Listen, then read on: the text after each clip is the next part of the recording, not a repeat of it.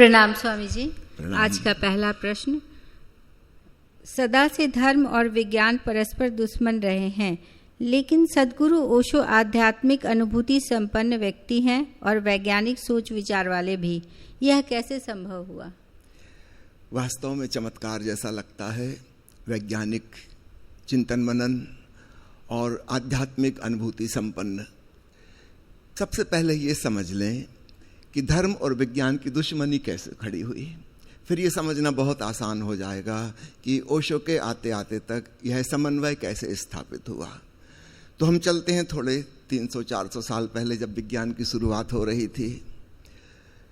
समझो गैलीलियो, जिनको हम फादर ऑफ द साइंस कहते हैं, उन्होंने कुछ खोजबीन की, दूरबीन बनाए, दूर ग्रह नक्षत्रों को देखा। उनकी खोजबीन से जो पता चला, उससे साबित हुआ कि बाइबल में जो लिखा है वह गलत है। अब वहाँ से दुश्मनी शुरू होती है। संयोग की बात, वो वहीं इटली के रहने वाले थे। वेटिकन में पोप का साम्राज्य था और उस समय धर्म की सत्ता करीब करीब पूरे पश्चिमी मुल्कों में पोप का साम्राज्य था। आप ऐसा समझ लें, सब लोग कट्टरपंथी धर्म के अनुयायी थे, अंधविश्वासी थे। अब गैलीलियो की खोज कह रही है कि पृथ्वी सूरज का चक्कर लगाती है। वो बाइबल में लिखा है कि सूरज पृथ्वी का चक्कर लगाता है। पोप इस बात को कैसे माने? सवाल ये उठता है कि अगर बाइबल की एक भी बात गलत हो गई, ईसा मसीह की एक बात भी गलत हो गई, फिर अन्य सारी बातों पर संदेह पैदा हो जाएगा। अगर धरती और पृथ्वी के बारे में और सूरज के बारे में भी उनको नहीं पता था, तो फिर वो ईश्वर के पुत्र हैं, ये दावा, ये भी संदेहास्पद हो जाएगा। फिर तो हर बात पे संदेह पैदा हो जाएगा। पोप नहीं चाहता कि धर्म ग्रंथ में से एक वचन भी काटा जाए, संशोधित किया जाए। ये तो परमात्मा की वाणी है, इसमें कैसे सुधार हो सकता है? ये तो सही है, ये आदमी गलत है, इसको मिटाओ। भांति भांति से परेशान किया गया वैज्ञानिकों को। आपको जानकर आश्चर्य होगा, गैलीलियो के जो अन्य साथी वैज्ञानिक थे, उनको जिंदा जलाया गया चौराहे पे। लाखों लोगों की भीड़ देखने को इकट्ठी हुई कि जो भी बाइबल के खिलाफ खोजबीन करेगा उसको जिंदा जलाया जाएगा। और बेचारा गैलीलियो, वो एक बात कह रहा था जो हमारे कॉमन सेंस के विपरीत जाती है। हमारा कॉमन सेंस कहता है कि अगर एक कम वजन की चीज़ और ज़्यादा वजन की चीज़ ऊपर से गिराई जाएंगी तो वजनदार चीज़ पहले ज़मीन पर आएगी, हल्की चीज़ बाद में आएगी। कभी किसी ने प्रयोग नहीं किया था, गैलीलियो ने प्रयोग करके देखा, ऐसा नहीं है। और उसने गणितीय रूप से सिद्ध कर दिया कि ऐसा नहीं हो सकता, दोनों एक साथ ही आएंगे। इस पे बड़ा हंगामा खड़ा हुआ। यूनिवर्सिटी में प्रोफेसर था और पोप ने उसको ले लिया कि बाइबल के अगेंस्ट है, धर्म ग्रंथ के खिलाफ है। उसने कहा मैं प्रयोग करके बता दे रहा हूँ। संयोग की बात, इटली में पीसा की तिरछी मीनार है, उस तिरछी मीनार पे वो ले गया एक छोटा वजन, समझो 1 किलो का पत्थर और 10 किलो का पत्थर। यूनिवर्सिटी के सारे प्रोफेसर्स, स्टूडेंट्स इकट्ठे हैं, पोप के डिसाइपल्स सब इकट्ठे हैं, नागरिक इकट्ठे हैं, लाखों की भीड़ लगी है देखने के लिए क्या होता है, गैलीलियो सही है कि नहीं। उसने उतने ऊपर से जाके वो दोनों पत्थर एक साथ छोड़े और वो एक साथ नीचे गिरे। पोप ने कहा इस आदमी को पकड़ो, ये बदमाश है, इसको गिरफ्तार कर लो। जरूर इसके पास भूत प्रेत हैं, ये कुछ काला जादू कर रहा है, ये कैसे हो सकता है? वजनदार चीज पहले गिरेगी, हल्की चीज बाद में गिरेगी। उसको गिरफ्तार कर लिया गया। यूनिवर्सिटी से उसको निकाल दिया नौकरी से कि झूठ फरेब करता है। आजीवन कारावास दिया गया। अब कारावास में ही मृत्यु होगी। जिन लोगों ने साइंस की आधारशिलाएं रखी, उनको बुरी तरह से प्रताड़ित किया गया, क्योंकि पग पग पर उनकी बात पश्चिम के धर्म से मैच नहीं कर रही थी। यहाँ मैं धर्म शब्द का उपयोग करूँ, याद रखना, मुख्य रूप से हम बाइबल की बात कर रहे हैं, ईसाई धर्म की बात कर रहे हैं, उससे कहीं कोई मैचिंग नहीं थी। ईसाई धर्म के सारे सिद्धांत चमत्कारों पर, झूठी कहानियों पर, तथ्यहीन बातों पर आधारित हैं, जो कभी हुई ही नहीं है, कहानियां हैं बस, कपोल कल्पनाएं। तो निश्चित रूप से जब वैज्ञानिकों ने यथार्थ की खोज शुरू की तो कपोल कल्पनाएं तो कटने लगी। फिर पग पग पर ऐसा हुआ, समझो कि एक वैज्ञानिक ने भाप की शक्ति देखी और भाप की शक्ति से इंजन बना दिया, रेलगाड़ी की उसने ईजाद की। लंदन में जब पहली बार रेलगाड़ी चली तो जानते हैं कितना हंगामा हुआ था। आज सुनकर अपने को हंसी आती, चुटकुला जैसा लगता है कि हद हो गई, ऐसे पागल लोग थे। पादरी ने ऐलान कर दिया कि रेलगाड़ी जो है ये शैतान की बनाई हुई है, क्योंकि बाइबल में तो ऐसा कहीं नहीं लिखा कि परमात्मा ने तो रेलगाड़ी नहीं बनाई। वो तो 6 दिन का वर्णन है, 6 दिन में क्या क्या बनाया। तो रेलगाड़ी का तो कहीं नाम ही नहीं है, तो किसने बनाई फिर? ये शैतानी चाल है, और इसमें जो बैठेगा वो सीधा नरक जाएगा। लोगों को नरक भेजने के लिए है। कोई रेलगाड़ी में बैठने तैयार नहीं, कोई टिकट नहीं रखी गई थी, मुफ्त में बिठा रहे थे, कोई नहीं आया। अंत में ये तय किया गया कि जेल में जो कैदी बंद हैं, जिनको कि फांसी की सजा देनी है, अगर वो चलेगा नरक तो चलेगा, कोई बात नहीं, अपन तो वैसे ही भेजने वाले हैं उनको। कैदियों को हथकड़ियां बांध के, पैरों में बेड़ियां बांध के जबरदस्ती लाए पुलिस वाले, उनको ठूस ठूस के घुसाया गया। वो भागने की कोशिश कर रहे हैं कि नरक चले जाएंगे। उनको बांध दिया गया भीतर कि भाग ना सकें। पहली रेलगाड़ी इस प्रकार चली। उसके आगे एक आदमी चर्च की तरफ से लालटेन लिए चल रहा था और वो घोषणा करता जा रहा है। अब बताओ, पैदल आदमी चल रहा है, रेलगाड़ी इतनी तेज चल सकती, मगर एक आदमी आगे पैदल चल रहा है। वो घोषणा करता जा रहा है, भाइयों भागो यहाँ से, बचो, ये गाड़ी नरक जा रही है, कोई सामने मत आना। लालटेन लिए सबको सावधान करते चला जा रहा है, और पटरी के दोनों तरफ लाखों की भीड़ है। हंगामा मचा हुआ, मेला जैसा लगा हुआ है कि अब ये लोग गए नरक। सबको बड़ी दया आ रही है उन कैदियों पे, बेचारों पे। इनको नरक भेजा जा रहा है, गाड़ी सीधी नरक जाएगी। पादरी ने घोषणा कर दी कि ये रुकेगी कहीं नहीं, सीधी नरक जाएगी। लेकिन वो गाड़ी 12 किलोमीटर चल कर रुक गई। उस समय कुल 12 किलोमीटर की ही पटरी बिछाई गई थी। धीरे धीरे लोगों को समझ में आना शुरू हुआ कि वैज्ञानिक जो कर रहे हैं ये तो ठीक कर रहे हैं, एक उपयोगी वाहन बन गया।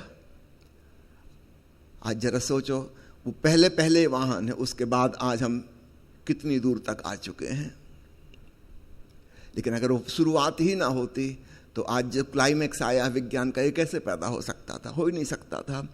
लेकिन धर्म ने पूरी कोशिश की अड़ंगा लगाने की कि ये ना हो पाए। आप सबने सुना होगा राइट ब्रदर्स का नाम, जिन्होंने हवाई जहाज बनाई। साइकिल की उनकी दुकान थी, पंचर सुधारने का काम करते थे। उन दोनों को सूझा कि जब पंछी उड़ सकते तो हम क्यों नहीं उड़ सकते। उनके पिताजी जो थे वो ईसाई मिशनरी थे। वो सख्त नाराज कि तो ईश्वर की मर्जी के खिलाफ है। अगर ईश्वर को बनाना था आदमी को उड़ने वाला तो वो आदमी को पंख दे देता। उसने नहीं दिए, इसका मतलब ईश्वर नहीं चाहता। इसलिए तुम जो कर रहे हो वो पाप है, अपराध है, तुम नरक के भागीदार बनोगे, भयंकर पाप हो जाएगा। ईश्वर की मर्जी के खिलाफ तुम कुछ कर रहे हो। वो दोनों भाई चोरे छिपे, उनके दुकान के नीचे एक अंडरग्राउंड तलघरा था, वहां पे वो अपनी हवाई जहाज का निर्माण करते थे, किसी को पता ना चले।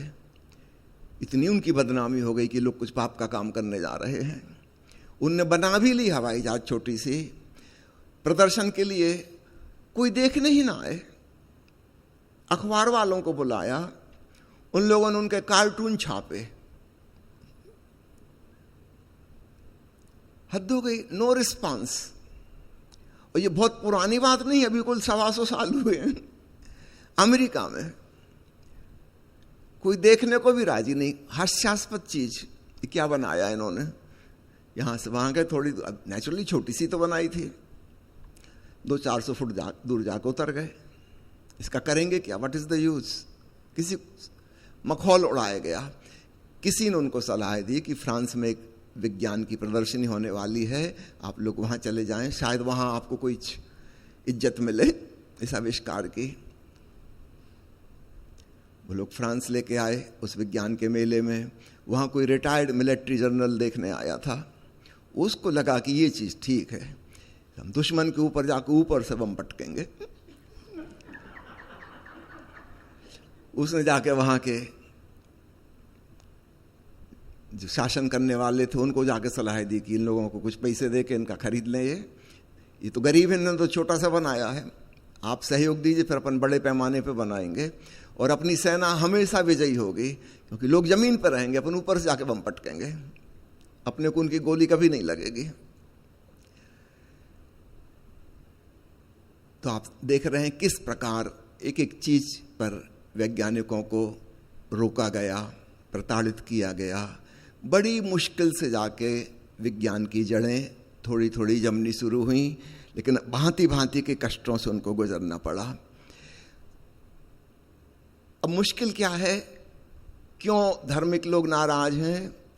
क्योंकि वो कह रहे थे कि नियंता जो है वो ईश्वर है, वह सब कुछ कंट्रोल कर रहा है, उसने बनाया।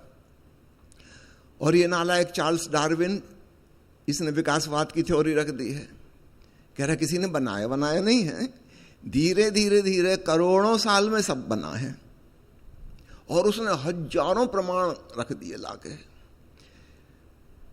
ईसाई मानते हैं कि ईसा मसीह से 4000 साल पहले सृष्टि का निर्माण ईश्वर ने किया था, मतलब आज से करीब 6000 साल पहले, 6100 साल पहले। चार्ल्स डार्विन में जमीन में से खोद खोद के जगह जगह से जानवरों के अस्थि पंजर ढूंढ लिए जो लाखों करोड़ों साल पुराने थे। ये तो सरासर बगावत हो गई। इसका मतलब बाइबल में जो लिखा वो गलत है। बाइबल तो कह रही थी कि 6 दिन में भगवान ने सारी सृष्टि बना दी और 7वें दिन उसने रेस्ट किया, इसलिए वो संडे है, छुट्टी का दिन है। भगवान ने भी छुट्टी मनाई थी। और ये चार्ल्स डार्विन कह रहे हैं ऐसा बना बनाया कभी नहीं था, धीरे धीरे चीजें विकसित होती गई हैं। विकासवाद की थ्योरी ऑफ इवोल्यूशन, सब मानते थे कि इंसान को भगवान ने अपनी शक्ल सूरत में बनाया, हम उसकी संतान हैं। डार्विन ने कहा तुम बंदरों की औलाद हो, लंगूर और चिंपैंजी के वंशज हो, कोई भगवान ने नहीं बनाया है। हर चीज इतनी क्रांतिकारी और आग नहीं लग रही थी, लेकिन वैज्ञानिकों के पास सब चीज के प्रमाण थे। कोई भी बुद्धिमान आदमी उनसे राजी हो जाएगा। धर्माधिकारियों के पास कोई भी प्रमाण नहीं था इसका कि 4000 साल पहले दुनिया बनी, ईश्वर ने बनाई। ये तो सब कोरी बातचीत थी, काल्पनिक कहानी थी, इसमें तो कोई भी तथ्य नहीं था, किसी भी भांति प्रूव नहीं कर सकते थे। धर्म कहता है विश्वास करो, और ये वैज्ञानिक कह रहे थे विश्वास की कोई जरूरत नहीं, तुम संदेह करो, हम तुम्हारे संदेह का उत्तर देंगे, उसका जस्टिफिकेशन बताएंगे, पीछे कार्य कारण का सिद्धांत बताएंगे। अब ये न्यूटन कह रहा है कि गति के नियम है, और मैथमेटिक्स उसकी गणित है पूरा, इस नियम से चीजें हो रही हैं। ये लोग कह रहे थे कि ईश्वर संचालन कर रहा है, तो ईश्वर की कोई जरूरत ही नहीं बसती। अगर नियम से चीजें चल रही हैं तो नियंता की कोई आवश्यकता ही नहीं है। नो कंट्रोल, नो कंट्रोलर, चीजें नियम से हो रही हैं। पोप को लगा ये तो बड़ा खतरा है, ये तो एक प्रकार से ईश्वर को ही इनकार कर रहे हैं। आपने सुना होगा लाप्लास का नाम, हाई स्कूल में पढ़ा होगा वैज्ञानिकों का। नेपोलियन का फ्रेंड था वो, उसने सृष्टि के ऊपर किताब लिखी, अद्भुत किताब लिखी।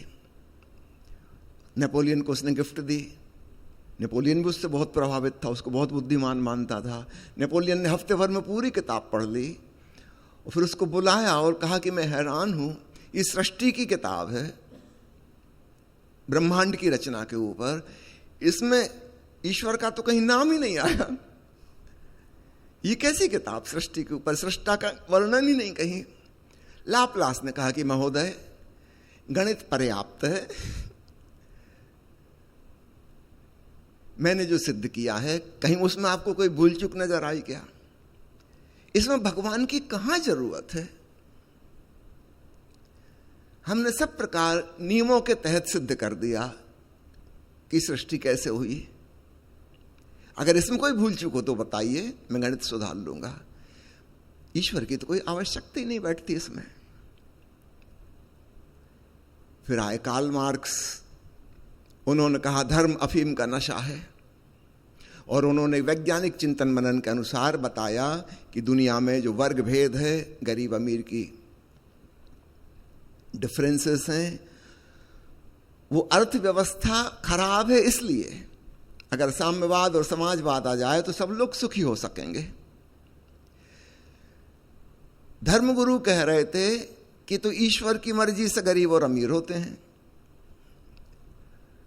मार्क्स ने कहा कि ये धनी लोगों का और धर्मगुरुओं का मिला जुला षड्यंत्र है। ये धर्मगुरु सपोर्ट कर रहे हैं ताकि गरीब आदमी विद्रोह ना करें, बगावत ना करें, क्रांति ना करें, कहीं ये ना कहने लगे कि अमीर हमारा शोषण कर रहे हैं, एक्सप्लॉइट कर रहे हैं।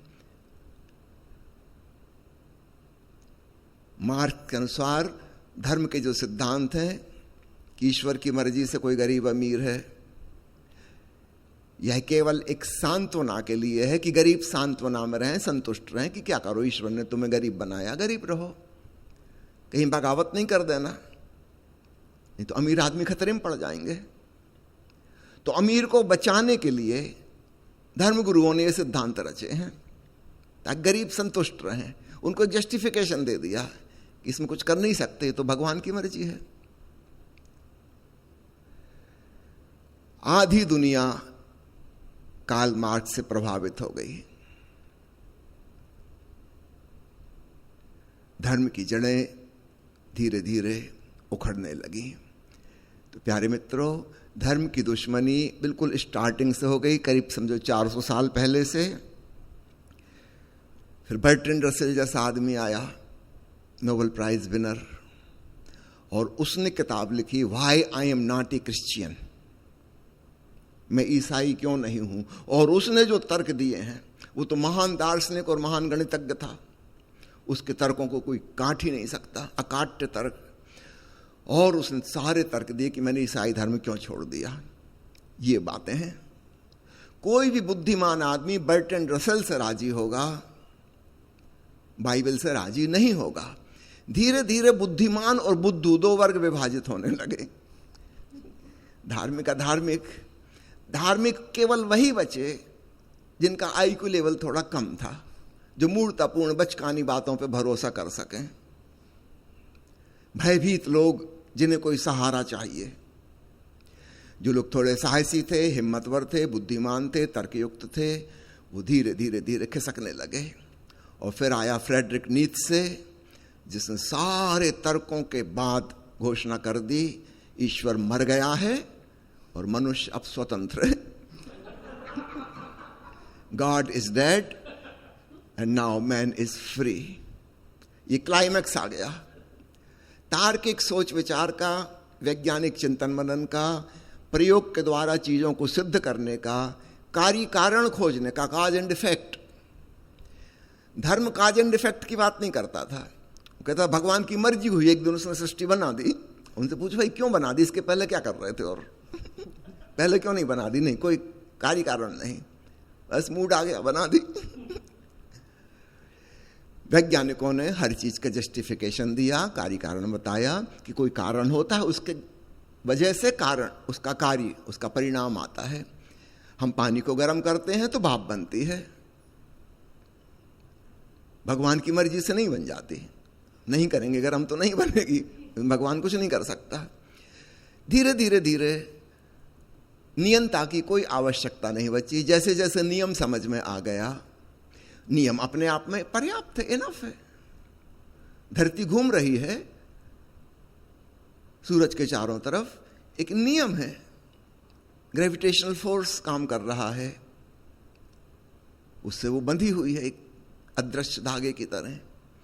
इसमें कोई भगवान को परेशान होने की जरूरत नहीं कि बैठ के धरती को घुमाते रहे। तो धर्म के लिए बड़ा खतरा पैदा हो गया। नियम प्रमुख हो गया, नियंता गायब हो गया। सब चीजों के कार्य कारण समझ में आ गए, कोई चीज क्यों हो रही है। समझो पहले किसी को कोढ़ की बीमारी हो जाती थी, लेप्रोसी, तो धर्मगुरु कहते थे वो पिछले जन्म के पापों का फल है, ये आदमी पापी है, इनको गांव से बाहर निकाल दो। माइक्रोस्कोप बन गया, पता चल गया अरे तो छोटा सा कीटाणु है, टीबी के कीटाणु का भाई बंध। और जब पता चल गया कारण क्या है, तो फिर 5-10 साल में दवाइयां भी खोज ली गई और लेप्रोसी का इलाज होने लगा। अब कहां गए वो पाप की वाली सिद्धांत? उनको कारण नहीं पता था तो कुछ भी बकवास कर रहे थे वो, और हजारों साल से बकवास चल रही थी। जैसे जैसे कारण पकड़ में आने लगे, उससे बचने का उपाय भी होने लगा। वो पुरानी सारी धारणाएं खत्म हो गई।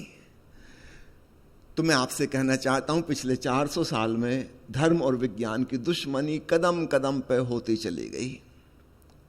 धर्म हमेशा विज्ञान की प्रगति के लिए बाधक तत्व साबित हुआ, लेकिन जो तथ्य है वो तथ्य है, जो सत्य है वो सत्य है। कहा जाता ना, सत्य में विजयते है। तो इस सारे संघर्ष और विरोध के बावजूद भी आखिर सत्य जीता। विज्ञान ने धीरे धीरे जड़ें जमाई और धर्म की जड़ें क्रमशः उखड़ती चली गईं।